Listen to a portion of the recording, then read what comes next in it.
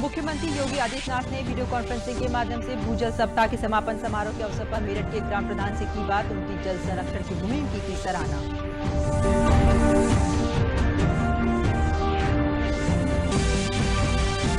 प्रधानमंत्री नरेंद्र मोदी आज अमेरिका भारत व्यापार परिषद द्वारा आयोजित इंडिया आइडियाज समिट को करेंगे संबोधित। सम्मेलन की थीम है एक बेहतर भविष्य का निर्माण।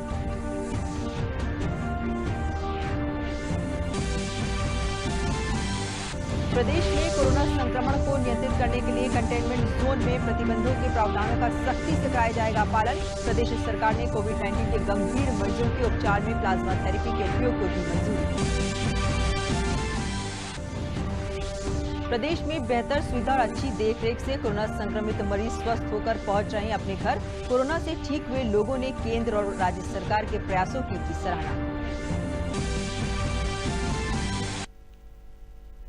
नमस्कार, मैं हूं दीपाली सिंह। अब समाचार विस्तार से। मुख्यमंत्री योगी आदित्यनाथ ने आज वीडियो कॉन्फ्रेंसिंग के माध्यम से भूजल सप्ताह के समापन समारोह के अवसर पर मेरठ के ग्राम प्रधान से बात की और उनकी जल संरक्षण की मुहिम की सराहना की। पानी की बूंद बूंद सहेजने के लिए प्रदेश में 16 जुलाई से 22 जुलाई तक भूजल सप्ताह का आयोजन किया गया। सप्ताह के अंतिम दिन आज सुबह मुख्यमंत्री ने ग्राम प्रधानों और सामाजिक संगठनों के लोगों से ऑनलाइन बात की।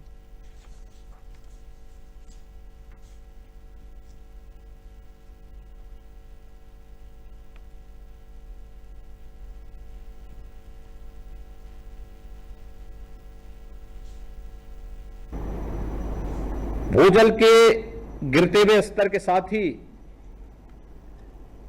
प्रदेश में कई स्थानों पर भूजल की गुणवत्ता के प्रभावित होने या दूषित होने के मामले भी संज्ञान में आए हैं। प्रदेश में चरणबद्ध रूप से रिवर बेसिन को चिन्हित करते हुए भूजल गुणवत्ता का परीक्षण कराया जाना है। इस प्रकार भूजल नमूनों के गुणवत्ता परीक्षण के उपरांत प्रदेश की समस्त रिवर बेसिन की भूजल गुणवत्ता का समग्र आकलन किया जा सकेगा।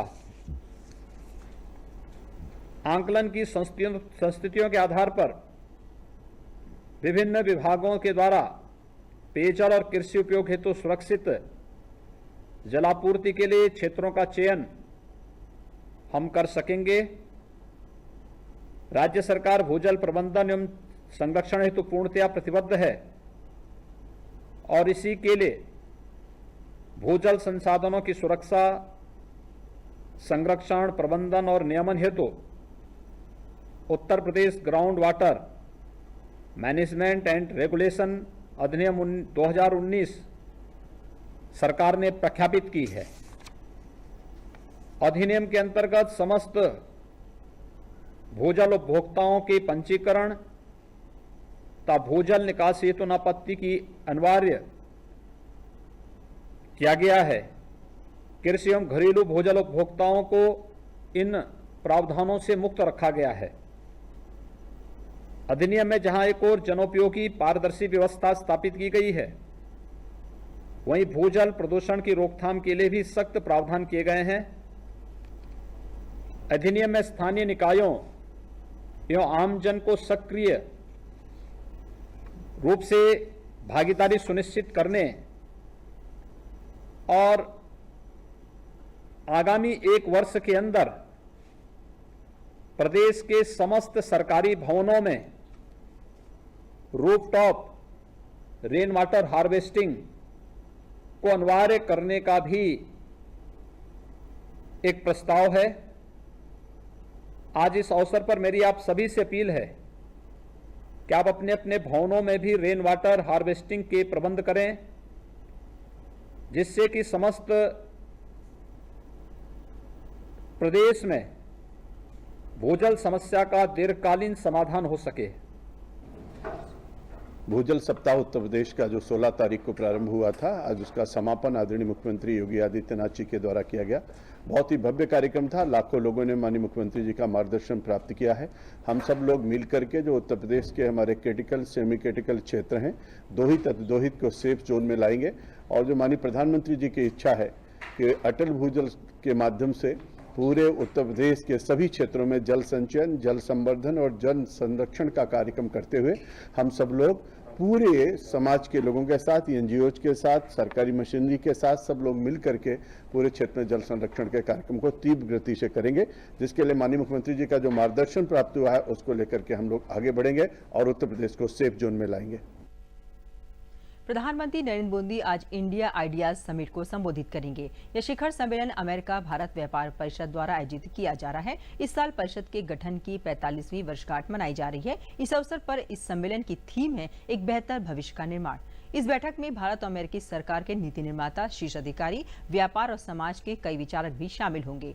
सम्मेलन को विदेश मंत्री एस जयशंकर, अमेरिकी विदेश मंत्री माइक पोम्पियो, संयुक्त राष्ट्र में अमेरिका की पूर्व राजदूत निकी हैली भी संबोधित करेंगी। प्रधानमंत्री नरेंद्र मोदी बुधवार को इंडिया आइडियाज समिट में मुख्य वक्ता के तौर पर अपनी बात रखेंगे। इस शिखर सम्मेलन की मेजबानी अमेरिका भारत बिजनेस काउंसिल द्वारा की जा रही है। इस वर्ष परिषद के गठन की 45वीं वर्षगांठ मनाई जा रही है। ये वर्चुअल सम्मेलन कोरोना संकट के समय हो रहा है, लिहाजा इस वर्ष की थीम भी मौके को ध्यान में रखते हुए बेहतर भविष्य का निर्माण रखी गई है। इस शिखर सम्मेलन के दौरान भारत अमेरिका सहयोग और महामारी काल के बाद की दुनिया में दोनों देशों के बीच पारस्परिक संबंधों का भविष्य सहित विभिन्न विषयों पर गंभीर चर्चाएं होंगी। सम्मेलन में ग्लोबल सप्लाई चेन, स्वास्थ्य के क्षेत्र में भारत अमेरिका की साझेदारी और बढ़ाने सहित कई अहम मसलों पर चर्चा होगी। खास तौर से इस बात पर सबकी नजर रहेगी कि प्रधानमंत्री मोदी क्या कुछ कहते हैं। इन्होंने सिर्फ भारत ही नहीं बल्कि महामारी को लेकर पूरी दुनिया में प्रभावी नेतृत्व दिया है।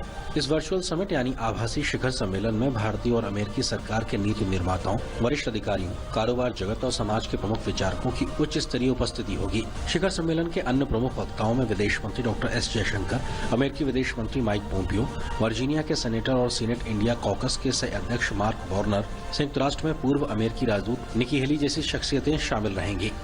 इसके अलावा दोनों देशों के कारोबारी जगत के दिग्गज भी इस सम्मेलन में हिस्सा लेंगे। प्रधानमंत्री नरेंद्र मोदी ने ट्वीट करते हुए परमाणु वैज्ञानिकों को बधाई दी है। उन्होंने कहा है कि काकरापार परमाणु ऊर्जा संयंत्र 3 के सामान्य परिचालन स्थिति में आने के लिए हमारे परमाणु वैज्ञानिकों को बधाई। स्वदेशी रूपरेखा से बना यह संयंत्र मेक इन इंडिया का चमकता उदाहरण है और ऐसी कई भविष्य की उपलब्धियों के लिए अग्रणी है। हेलीकॉप्टर से लॉन्च की गई नाग मिसाइल हेलिना का आज परीक्षण किया गया। इसे अब Dhruvastra anti tank guided missile का नाम दिया गया है। इस मिसाइल का परीक्षण RTR बालासोर ओडिशा में 15 और 16 जुलाई को किया गया था। हालांकि इस परीक्षण को बिना हेलीकॉप्टर के किया गया था। दिल्ली में आज से 24 जुलाई तक वायुसेना कमांडरों का सम्मेलन शुरू हो गया है। इस साल के सम्मेलन का विषय है अगले दशक में भारतीय वायुसेना। रक्षा मंत्री राजनाथ सिंह ने आज सम्मेलन का उद्घाटन किया। सम्मेलन की अध्यक्षता वायुसेना प्रमुख air chief marshal RKS Bhadauria ने किया। 3 दिन के इस सम्मेलन के दौरान वायुसेना के वर्तमान परिचालन परिदृश्य और तैनाती की समीक्षा के अलावा अगले दशक में भारतीय वायुसेना की परिचालन बढ़ाने की कार्य योजना पर चर्चा की जाएगी। राज्यसभा के नए सदस्यों को आज शपथ दिलाई गई। राज्यसभा के सभापति M वेंकैया नायडू ने आज 61 सदस्यों में से 45 सदस्यों को पद और गोपनीयता की शपथ दिलाई। बीजेपी के ज्योतिरादित्य सिंधिया, कांग्रेस के दिग्विजय सिंह, मल्लिकार्जुन खड़गे और शिवसेना की प्रियंका चतुर्वेदी ने भी शपथ ली। सदन में भाजपा सांसदों की संख्या 74 से बढ़कर 86 हो गई है। पिछले माह 19 तारीख को 20 राज्यों में राज्यसभा के चुनाव हुए थे। प्रदेश के अपर मुख्य सचिव सूचना और गृह अवनीश कुमार अवस्थी ने प्रेस कॉन्फ्रेंस में बताया कि मुख्यमंत्री योगी आदित्यनाथ ने कहा है कि प्रदेश सरकार राज्य की 23 करोड़ जनता को प्रभावी चिकित्सा सुविधाएं देने का कार्य कर रही है। कोविड-19 के दृष्टिगत प्रदेश में L1, L2 और L3 श्रेणी के कोविड अस्पताल स्थापित किए गए हैं, जिनके माध्यम से कोरोना संक्रमित लोगों के उपचार की बेहतर व्यवस्था सुनिश्चित की जा रही है। अपर मुख्य सचिव ने बताया कि मुख्यमंत्री ने संक्रमण के प्रसार को नियंत्रित करने के उद्देश्य से स्थापित किए गए कंटेनमेंट जोन में विभिन्न गतिविधियों को प्रतिबंधित रखे जाने के प्रावधानों का सख्ती से पालन कराए जाने के निर्देश दिए हैं। उन्होंने विभिन्न कार्यालयों तथा संस्थानों आदि में स्थापित कोविड हेल्प डेस्क के सुचारू संचालन पर भी बल दिया। मुख्यमंत्री ने कहा है कि कोविड-19 के गंभीर रोगियों के उपचार में प्लाज्मा थेरेपी का उपयोग किया जाए। मुख्यमंत्री ने कहा कि प्रदेश में कोविड-19 से संक्रमित हुए नवजात शिशु से लेकर वृद्धजन का सफल इलाज किया गया है। कोविड-19 से सफलतापूर्वक उपचारित किए गए ऐसे रोगियों की केस हिस्ट्री का अध्ययन कोविड-19 के रोगियों की रिकवरी दर को बढ़ाने में काफी उपयोगी सिद्ध हो सकता है। उन्होंने एक एक जिले के जो L3 अस्पताल यानी जो मेडिकल कॉलेजेस हैं उन पर विस्तृत रूप से चिकित्सा शिक्षा विभाग से और चिकित्सा विभाग से समीक्षा की। उन्होंने ये निर्देशित किया कि जो भी हमारे L3 यानी अब जो हमारे वेंटिलेटर युक्त बेड्स हैं उनमें गंभीर रूप से जो बीमार पेशेंट्स हैं उन्हीं को जो है टेकअप किया जाए, जिससे कि यदि कोई भी इमरजेंसी के पेशेंट्स हैं उनके लिए कोई कठिनाई न आए। मुख्यमंत्री जी ने ये कहा कि जो भी कंटेनमेंट जोन है उस पर सख्ती से जो है कार्रवाई की जाए। आपने देखा लखनऊ में, कानपुर में और बाकी कुछ शहरों में वहाँ के जिला प्रशासन ने कंटेनमेंट जोन को प्रॉपरली जो है बनाकर किया है और इस बात को सुनिश्चित किया है कि जिन क्षेत्रों में जहाँ जो है संक्रमण की शिकायत या केसेस ज़्यादा मिले हैं वहाँ पर एक प्रॉपर व्यवस्था देते हुए वहाँ कंटेनमेंट जोन में सख्ती की है। इसके साथ साथ कंटेनमेंट जोन में ये भी निर्देशित किया गया है कि कंटेनमेंट जोन में साथ ही साथ जो है सर्वे भी चलता रहे, सर्वेलेंस भी चलता रहे और यदि कोई व्यक्ति जो है संदिग्ध पाया जाता है तो उसका एंटीजन टेस्ट भी तुरंत करा दिया जाए। एंटीजन टेस्टिंग पूरे प्रदेश में काफ़ी तेज़ी से की जा रही है और एंटीजन टेस्टिंग फील्ड में भी की जा सकती है। तो अतः ऐसी स्थिति में एंटीजन टेस्टिंग से फ़ायदा ये है कि तत्काल जो है लोगों के कोरोना पॉजिटिव होने या ना होने की स्थिति जानकारी हो जाती है, जिस आधार पर कार्रवाई की जा सकती है और उनका इलाज भी किया जा सकता है। प्रदेश के अपर मुख्य सचिव स्वास्थ्य अमित मोहन प्रसाद ने प्रेस कॉन्फ्रेंस में बताया कि पिछले 24 घंटे में प्रदेश में कोरोना संक्रमण के 2308 नए मामले सामने आए हैं। प्रदेश में कोरोना संक्रमण के 20,825 सक्रिय मामले हैं। प्रदेश में कोरोना संक्रमण से 33,500 मरीज पूरी तरह से उपचारित हो चुके हैं। कोरोना संक्रमण से प्रदेश में अब तक 1,263 मरीजों की मृत्यु हो चुकी है। प्रदेश में कोरोना वायरस के संक्रमण की स्थिति इस प्रकार है। विगत 24 घंटों में संक्रमण के 2,308 नए मामले सामने आए हैं। इस समय एक्टिव केसेस की कुल संख्या 20,825 है। जो लोग पूर्णतः उपचारित होकर डिस्चार्ज किए जा चुके हैं उनकी संख्या अब 33,500 हो चुकी है। संक्रमित व्यक्तियों में से 1,263 लोगों की मृत्यु हुई है। इस समय आइसोलेशन वार्ड्स में 20,829 लोगों को रखकर उनका इलाज किया जा रहा है तथा फैसिलिटी क्वारंटाइन में कुल 4,264 लोगों को रखा गया है।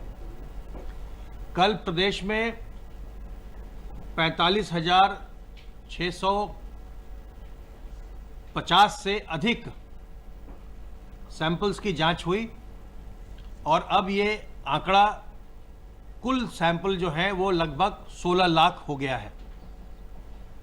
देश भर में कोरोना वायरस संक्रमण का इलाज करवा रहे 7.5 लाख से करीब मरीज ठीक हो चुके हैं। स्वास्थ्य मंत्रालय के द्वारा जारी ताजा आंकड़ों के मुताबिक अब तक 7,53,049 से ज्यादा मरीज ठीक हो चुके हैं। देश में कोरोना से मरीजों के ठीक होने की दर 63.12% हो गई है। वहीं देश में सक्रिय मामलों की संख्या 4,11,000 से ऊपर हो गई है। अब तक देश में कोरोना संक्रमण से 28,732 लोगों की मौत हो गई है। इस तरह देश में कोरोना से होने वाली मृत्यु दर 2.43% है। भुवनेश्वर में भी आज से स्पेशल लैब में ह्यूमन क्लिनिकल ट्रायल होगा। इसका trial drugs controller general of India द्वारा तय प्रोटोकॉल के तहत किया जाएगा। श्री राम जन्मभूमि तीर्थ क्षेत्र ट्रस्ट के प्रस्तावित नए मंदिर का आकार अब बढ़कर 84,600 वर्ग फीट हो गया है। पहले 268 फीट 5 इंच लंबाई, 140 फीट चौड़ाई, 128 फीट ऊंचाई के साथ कुल क्षेत्रफल 37,590 वर्ग फीट था। दरअसल मंदिर का डिजाइन तैयार हो गया है। पहले 3 गुंबद को बढ़ाकर 5 गुंबद करने से मंदिर में 3 बड़े बदलाव हुए हैं। ट्रस्ट ने इस मंदिर का नाम श्री राम जन्मभूमि रखा है, जो सबसे अग्रभाग में सिंह द्वार पर दर्ज होगा।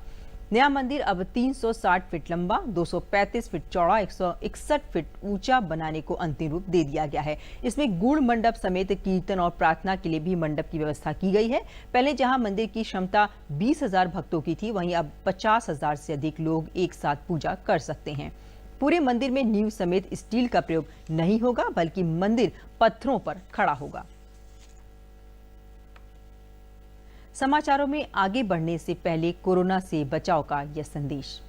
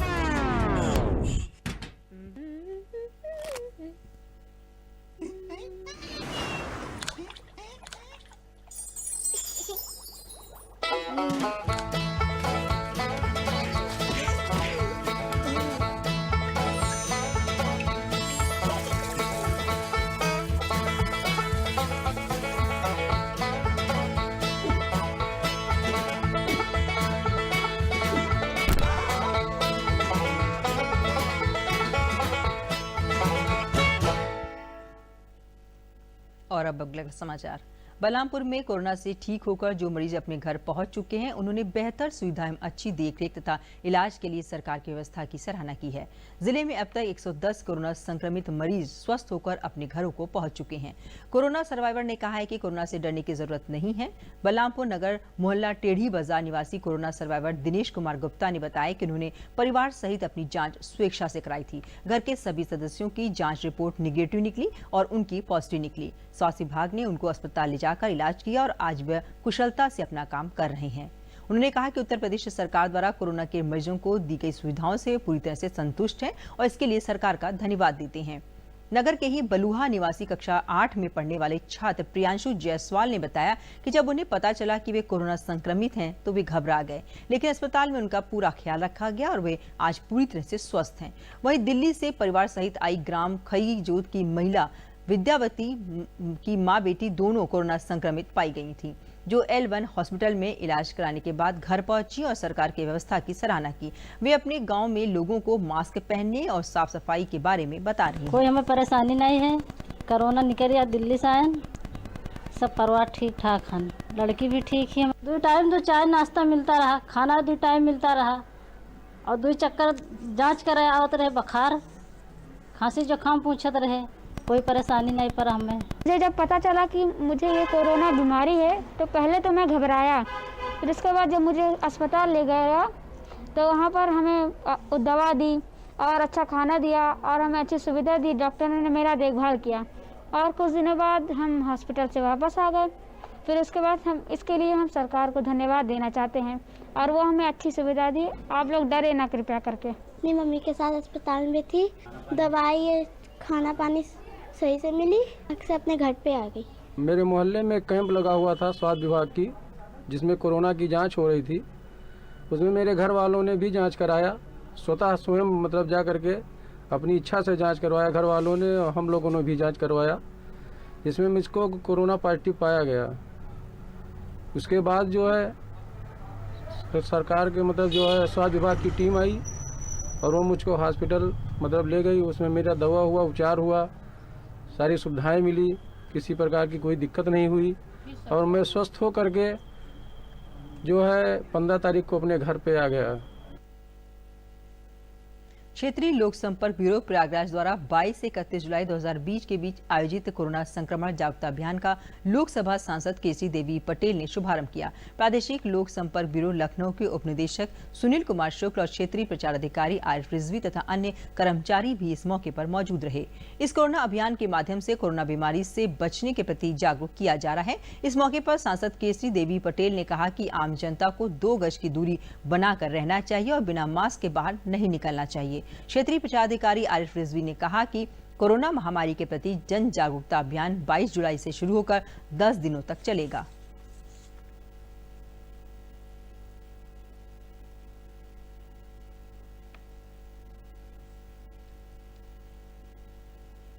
देखिए, भारत सरकार के सूचना और प्रसारण मंत्रालय के क्षेत्रीय लोक संपर्क ब्यूरो इलाहाबाद द्वारा आज यानी कि 22 तारीख से 31 जुलाई तक 10 दिवसीय कोरोना संक्रमण जागरूकता अभियान की शुरुआत की गई है। माननीय सांसद श्रीमती केसी देवी पटेल द्वारा आज इसको हरी झंडी दिखाकर इस अभियान की शुरुआत की गई। सांकेतिक शुभारंभ और इसमें ये संदेश दिया जाएगा खासतौर से पोस्टर्स के माध्यम से, बैनर्स के माध्यम से, और ये हमारी माइकिंग की जो पूरी गाड़ी यहाँ घूमेंगी हमारे बीच में और लोगों को बताएंगे कि कैसे हम इस कोरोना से बचें। अपने हाथों को 20 सेकंड तक लगातार धोना बहुत ज़रूरी है, अपने मास्क लगाना बहुत ज़रूरी है और मास्क से आपकी नाक और मुंह और ठुड्डी तक ढका होना अत्यंत आवश्यक है, क्योंकि यदि आपकी नाक खुली रहेगी तो जाहिर है कि कोई भी संक्रमण आपके हो सकता है। तो इसलिए इसका भी खासतौर से ध्यान रखना होगा। आम जनमानस के लिए संपर्क करने के लिए, स्वस्थ रहने के लिए साथियों, प्रधानमंत्री जन कल्याण योजना के तहत कोरोना जैसे महामारी से लड़ने के लिए, कोरोना संक्रमण के लिए जागरूकता के लिए ये अभियान छेड़ा गया है, जो आज से शुभारंभ हुआ हमारे प्रयागराज में। और हम यही कहना चाहते हैं कि लोग 2 गज की दूरी बनाकर रहें, मास्क लगा कर चलें, साबुन से हाथ धुलाई करते रहें और ज़्यादा से ज़्यादा जागरूकता हमें अपने परिवार की सुरक्षा के लिए, अपने लिए, समाज की सुरक्षा के लिए ये काम करना चाहिए।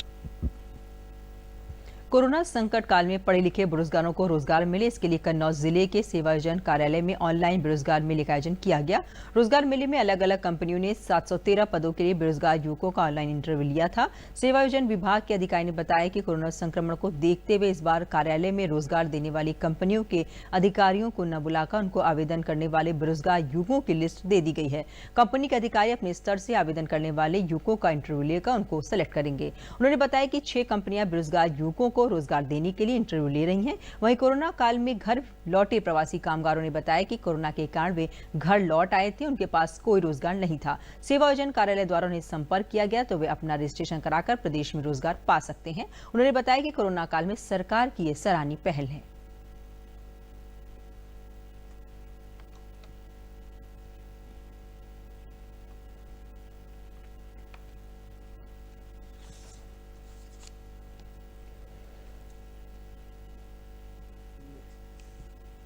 प्रदेश सरकार ने तय किया है कि कोविड-19 के कारण लॉकडाउन अवधि और मौजूदा ग्रीष्मावकाश को मिलाकर 76 दिनों की अवधि का मिड डे मील का गेहूं और चावल बच्चों को एक साथ दिया जाएगा। इसके तहत चित्रकूट जिले के परिषदीय, राजकीय एवं अर्ध शासकीय विद्यालयों के कक्षा 8 तक के छात्र छात्राओं को खाद्यान्न का प्राधिकार पत्र दिया जा रहा है, जिसमें कक्षा 1 से 5 तक के बच्चों को 100 ग्राम प्रतिदिन के हिसाब से 7 किलो 600 ग्राम गेहूं और चावल, वहीं कक्षा 6 से 8 तक के बच्चों को 150 ग्राम प्रतिदिन के हिसाब से 11 किलो 400 ग्राम गेहूं और चावल दिया जा रहा है। कन्वर्जन कॉस्ट का पैसा अभिभावकों के खाते में डीबीटी के माध्यम से भेजा जाएगा।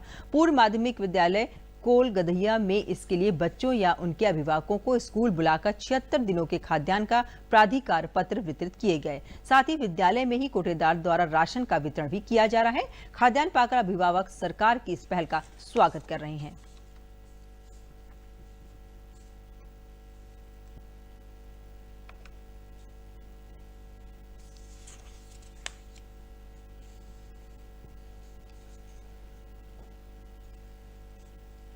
हमारी एक लड़की कक्षा 7 क्लास में पढ़ती थी। मार्च से स्कूल हमारा बंद हो गया है, उसी का गल्ला हमें यहाँ मिलता है, हम गल्ला लेने आए। सरकार को हम अपना धन्यवाद मनाएंगे। स्कूल बंद था, उसके लिए बच्चों के लिए खाने पीने के लिए इतना ये गल्ला मिला है और योजना बढ़िया सही है। इसमें 3 किलो 700 ग्राम गेहूँ है और 7 किलो 600 ग्राम चावल है और जो स्कूल में खाना पीना मिलता था वो उसके लिए वो मिल गया है, गल्ला मिल गया था। सरकार को हम धन्यवाद देते हैं। हमारा मार्च से स्कूल बंद था तो मिड डे मील का जो अनाज था मिल रहा है। 7 किलो 600 ग्राम चावल, 3 किलो 800 ग्राम गेहूँ। सरकार का हम धन्यवाद करते हैं। जिला बेसिक शिक्षा अधिकारी प्रकाश सिंह ने बताया कि शासन की मंशा के अनुसार जिले में खाद्यान्न का वितरण कराया जा रहा है। इससे जिले के 1,50,000 बच्चे आच्छादित होंगे और कन्वर्जन कॉस्ट का पैसा विधायकों के बैंक खाते में भेजा जा रहा है। उत्तर प्रदेश शासन द्वारा कोविड-19 और ग्रीष्म अवकाश के मध्य जो विद्यालय बंद रहे हैं उनके कारण मध्याह्न भोजन बच्चों को नहीं मिल पाया। इसके लिए हमारे उत्तर प्रदेश सरकार ने 3 किलो 800 ग्राम गेहूं और 7 किलो 600 ग्राम चावल ये दिया जा रहा है। प्रदेश सरकार की महत्वपूर्ण योजना के अंतर्गत लॉकडाउन अवधि का बच्चों को खाद्यान्न सुरक्षा भत्ता दिए जाने का निर्णय लिया गया है, जिसके क्रम में जनपद में समस्त परिषदीय विद्यालय और राजकीय विद्यालय, एडेड विद्यालयों में कक्षा 1 से 8 तक में अध्ययनरत छात्र छात्राओं को खाद्यान्न सुरक्षा भत्ता से लाभान्वित किया जाना है। इसके अंतर्गत प्रत्येक बच्चे को प्राधिकार पत्र निर्गत किया जा रहा है प्रधानाध्यापक के द्वारा। साथ ही साथ उन्हें कन्वर्जन कास्ट की धनराशि उनके बैंक खातों में सीधे ट्रांसफर करने के लिए उनके बैंक अकाउंट्स आदि कागजात इकट्ठा किए जा रहे हैं और हम पूरे जनपद में 1,50,000 बच्चे आच्छादित हैं। इस योजना के अंतर्गत हम पूरा प्रयास करेंगे, पूरा हमारा अध्यापक इसके लिए प्रयासरत है कि प्रत्येक बच्चा, कोई भी बच्चा छूटे न, प्रत्येक बच्चा लाभान्वित हो। प्रधानमंत्री गरीब कल्याण अन्न योजना के तहत 21 जुलाई से 30 जुलाई तक खाद्यान्न वितरण का कार्य शुरू कर दिया गया है। योजना के तहत गरीबों और प्रवासी नागरिकों को 2 किलो चावल और 3 किलो गेहूं का निःशुल्क वितरण किया जा रहा है। निःशुल्क खाद्यान्न मिलने से लोगों को काफी राहत मिल रही है और वे कोरोना के इस कठिन समय में प्रधानमंत्री नरेंद्र मोदी द्वारा गरीबों को दिए गए सहयोग के लिए उनका आभार जता रहे हैं।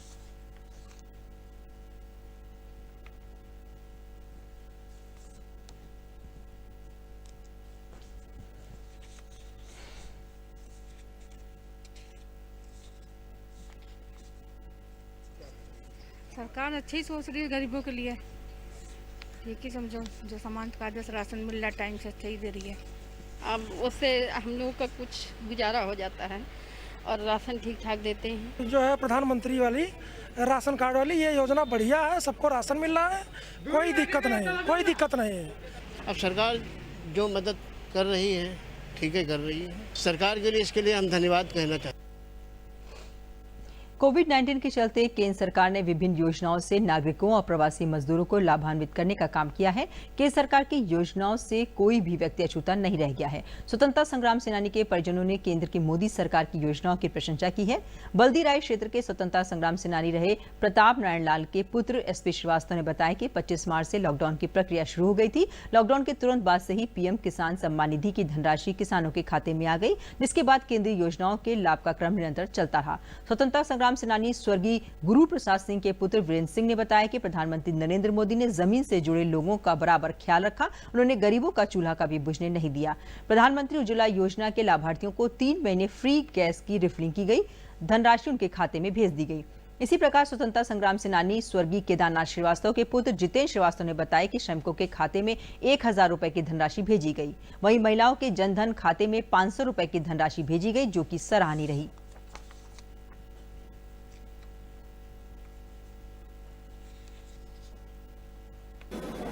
ये जो योजना चली है पूरे 2 महीने का जो लॉकडाउन था उसमें जीवनदायिनी रही ये योजनाएं।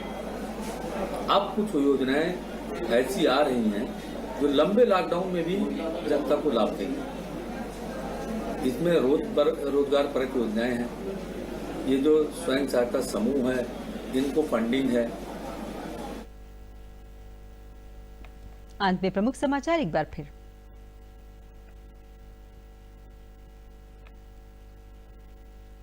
मुख्यमंत्री योगी आदित्यनाथ ने वीडियो कॉन्फ्रेंसिंग के माध्यम से भूजल सप्ताह के समापन समारोह के अवसर पर मेरठ के ग्राम प्रधान से की बात। उनकी जल संरक्षण की मुहिम की सराहना की।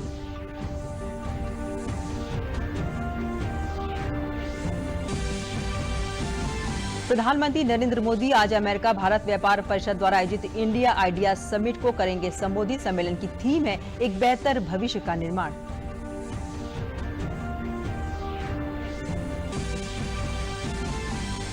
प्रदेश में कोरोना संक्रमण को नियंत्रित करने के लिए कंटेनमेंट जोन में प्रतिबंधों के प्रावधानों का सख्ती से कराया जाएगा पालन। प्रदेश सरकार ने कोविड-19 के गंभीर मरीजों के उपचार में प्लाज्मा थेरेपी के उपयोग को दी मंजूरी।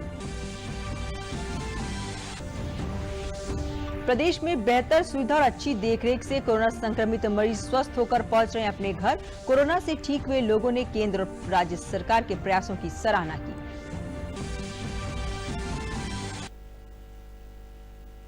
इसी के साथ समाचार समाप्त हुए। नमस्कार।